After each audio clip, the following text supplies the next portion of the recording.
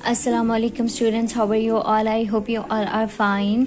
Okay students, आज जो है हम ये कौन सा अल्फ़ाबेट है न को जो है हम कॉपी में राइट करना सीखेंगे। ठीक है, किस तरीके से राइट करना है वो मैं आप लोगों को सिखाऊंगी। ठीक है बच्चों, अभी ये देखें ये कौन सा अल्फ़ाबेट है न। आपने किस तरीके से लिखना है, ये जो दो लाइंस हैं ठीक है, इनके बीच में आपने इसको राइट करना है। ठीक है, फॉर एग्जाम्पल आपने सबसे पहले स्ट्रेट लाइन लगानी है।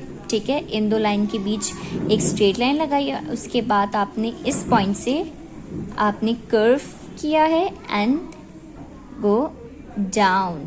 ठीक है, ये क्या बन जाएगा न, क्या बन जाएगा न।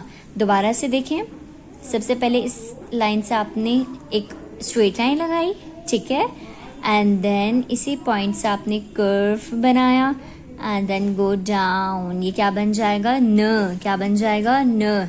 Again straight line and make curve and go down, ये क्या बन जाएगा न। ठीक है, ये कौन सा अल्फ़ाबेट है न, ये कौन सा अल्फ़ाबेट है न से क्या बनता है नेस्ट, न नेस्ट, न नेस्ट।